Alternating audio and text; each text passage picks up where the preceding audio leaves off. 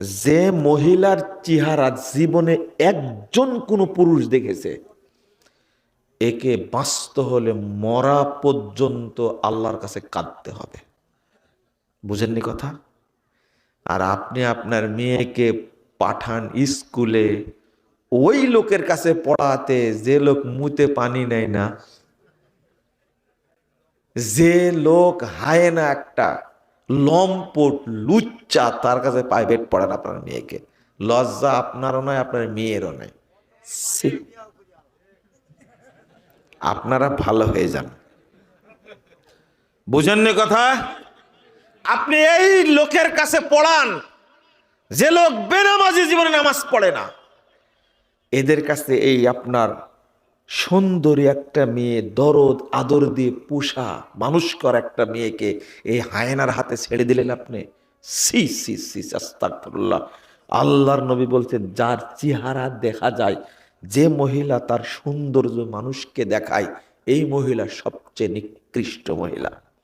তাহলে যারা নাটক করে তারা কি রে ভাই? যারা উলঙ্গ তারা কি রে ভাই? এই তোমরা যার ফলোয়ার তার কি? এই দেশের একটা মহিলার ফলোয়ার নাকি সবচেয়ে বেশি, 25 কোটি। বাংলাদেশের সবচেয়ে উলঙ্গ মহিলা এটা। তোমরা তার ফলোয়ার, তাই না? এর ফলোয়ার কি জিন? হ্যাঁ, এর ফলোয়ার কি জিন? মানুষ না আপনারা? আস্তাগফিরুল্লাহ। এর ফলোয়ার কোনো গরু না, ছাগলও না, শুয়োরও না। এর ফলোয়ার সব কি? মানুষ। মানুষ হলো 18 কোটি, ফলোয়ার হলো 25 কোটি। তওবা তওবা, আস্তাগফিরুল্লাহ আস্তাগফিরুল্লাহ। কত খারাপের খারাপ আপনারা। আল্লাহর নবী বলেছেন, ইলআনুহুন্না, তোমরা তাদের উপরে অভিশাপ দাও। ফাইন্নাহুন্না মালুনাত, তার অভিশপ্ত।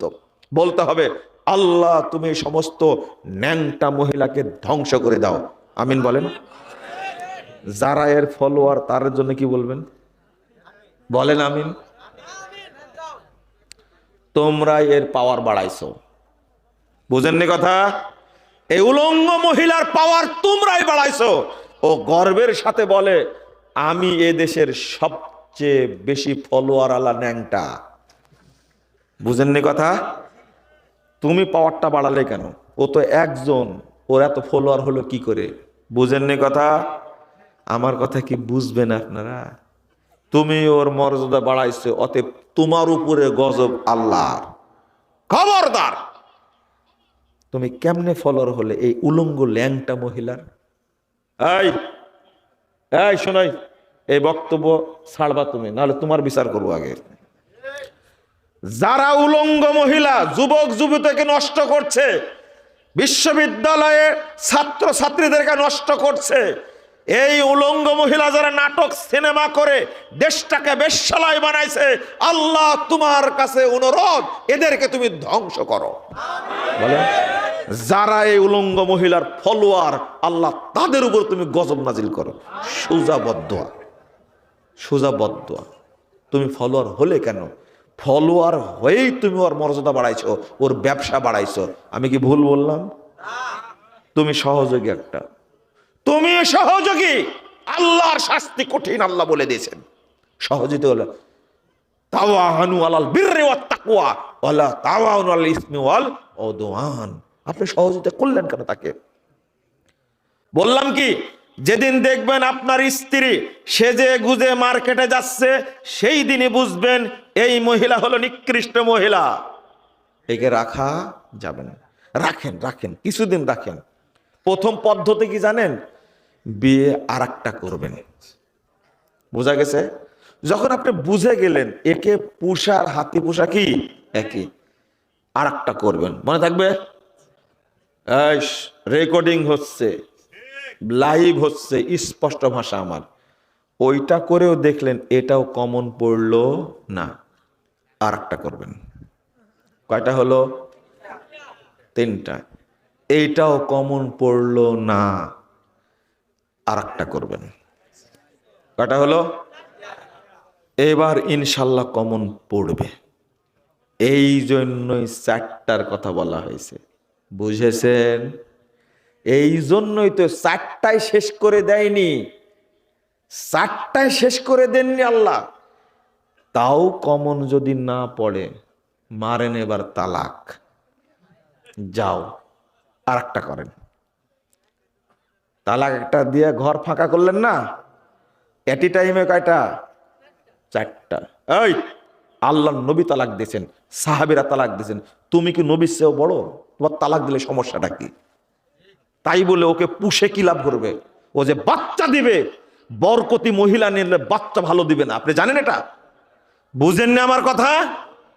কানের মধ্যে একবারে ময়লা পরিষ্কার করে আপনাকে ঢোকাবো ভিতরে, বুঝেন কথা? ওকে পুষে লাভ নাই। আল্লাহ নবী বউকে তালাক দিয়েছে, তোমার দিলে সমস্যা, আমি দিলে সমস্যা? বুঝেননি কথা? ঘর ফাঁকা হলো, আর একটা করবেন। কটা হলো? এই 5টা কি করে? একটা তালাক দিলেন যে, 4টা, আবার 4টা, একসঙ্গে কয়টা রাখা যাবে? 4টা। এটাই সমাধান। অন্তত একটা বইয়ের বাচ্চা হোক যে আপনার পরিচয় রাখবে, ওই বাচ্চাটাই হবে এদেশের সেরা আলেম। হতে পারে না? নিয়াত ভালো রাখবেন। কি রাখবেন? আমি একটা ভালো বাচ্চা চাই, আমি একটা ভালো মেয়ে চাই। এই মেয়ে হবে এই দেশের সম্পদ, শ্রেষ্ঠ সম্পদ হবে, যার পেট থেকে এমন সন্তান জন্ম নেবে যে সন্তান হবে ইসলামের সবচেয়ে বড় খাদেম। পুষে লাভ কি যদি খাদেম না হয়? বুঝেননি কথা? তাহলে সেজে গুজে বের হলেই বুঝবেন এই মহিলা ভালো না। বাড়িতে যখন থাকে সবচেয়ে ময়লা পোশাক পরে, ছিঁড়াটা পরে, তাই না? আরে ভালো গহনা, ভালো সেন্ট, ভালো পোশাক পরবে কার জন্য? স্বামীর জন্য। ও ভালো পোশাক সেন্ট মেখে যাচ্ছে নিউ মার্কেটে, সি সি সি। কাকে দেখাতে যায়? ওই লুচ্চাকে, ওই লম্পটকে, ওই হায়নাকে দেখা যেতে যায় সে। এই মহিলা ভালো হয় কোনোদিন? এটা বড় মূলনীতি। যখন খুব জরুরি দরকার বাড়ি থেকে বের হবে, সবচেয়ে নর্মাল পোশাক পরে বের হবে। কথা কি বুঝতে পারছেন? বুঝবেন আমার বউ ভালো আছে, আলহামদুলিল্লাহ। বুঝেন না মনে হয়, তাই না? অল মুতাখাইলাত, যে মহিলারা জেদি, অহংকারী, এই মহিলারা নিকৃষ্ট মহিলা। সারাদিন বলে তোমার বাপের তো কিছুই ছিল না, আমার বাড়ি থেকে নিয়ে এসে সবকিছু করেছে, তোমার বিয়ে করার কি দরকার ছিল বোন? যাও বাপের খুঁটি হিসেবে থেকে যাও। বুঝেননি কথা? এরকম মহিলা আছে না? সারাদিন ভাইয়ের গুণগান গায়, বাপের গুণগান গায়, খালার গুণগান গায়, খালুর গুণ গায়। ব্যাকুব, তোমার সাথে যার বিয়ে হয়েছে একে ভালো করে থাকো, আল্লাহ এখানে বরকত দিবে। যেদিন বুঝবেন মহিলা যেদি, অহংকারী, ওর দ্বারা কোনোদিন বরকত হবে না। সোজা কথা। আল্লাহ নবীর পরে বলছেন হুন্নাল মুনাফিকাত, এরা হলো মুনাফেক মহিলা। মুনাফেক পুষে কি লাভ? বুঝেননি? পরের ব্যাখ্যাটা লা ইয়াদখুলনাল জান্নাহ, এরা জান্নাতে যাবে না। এবার খান বেশি করে আপনি, এবার বুঝেন। এই কথাগুলো বললেই তো আমার অপরাধ, তাই না? কোনো মহিলা আমার বক্তব্য শুনে না। এতক্ষণ মহিলাদের পক্ষে বললাম না?